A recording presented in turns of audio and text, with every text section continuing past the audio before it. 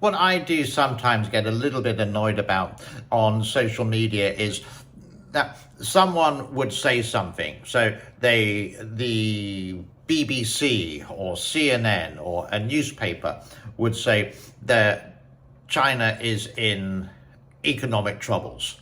And then China would say the opposite. Then you'd watch a YouTube channel who is pro-China and say, it's not in economic problems, everything is fine.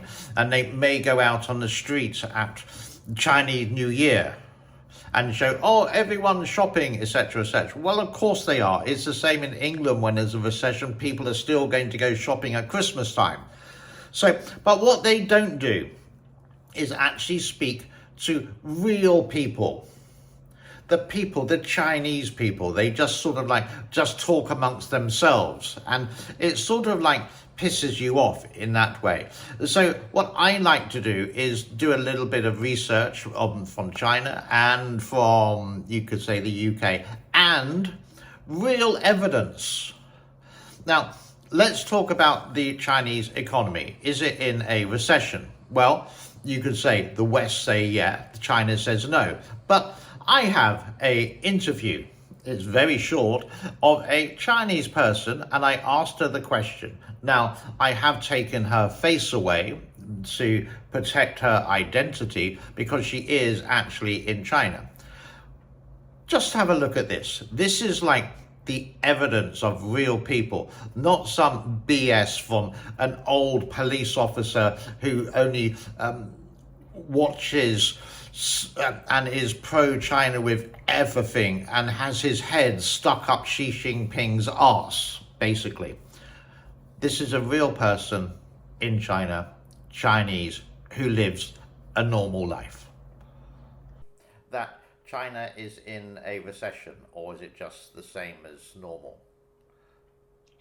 Recession. Do you find it harder to live? Things are more expensive? Your parents or whoever may be cost cutting?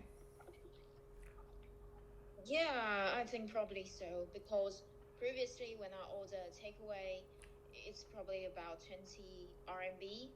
Now, because of inflation or whatever, it became it become 27 RMB. Okay, so it's sort of like a 5%. No, I can't work it out in cost yet. So it's just more expensive, but it's smaller things, but it multiplies if you do it day by day. Okay. Yeah. The reason I ask is that it's sort of some people say yes, some people say no, and I've never actually asked a local, and I've never actually asked my friends, you could say really good friends in Shanghai, and I'm just sort of interested in the reason if it is or isn't here. I would say it's the same as in a lot of countries at the moment, but hopefully within this year it will go back to normal. So hope so. Yeah.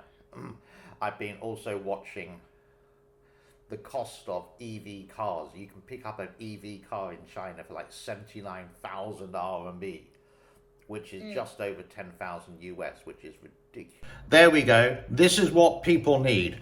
Actual, real evidence. Not just talking the talk, showing the real evidence. Not from newspapers, from real people. And that's what we need more of. So these social media pro-China influencers, hey, you just talk with each other, you just get the information, what you're told to be given, or from what you want to discuss. You always go pro-China, you always say America bad, China good every single time.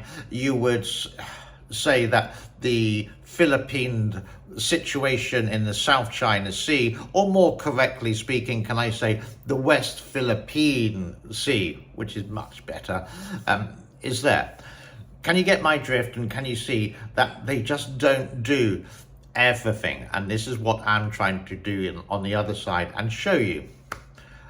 China does have an economic problem. China is in a recession, period.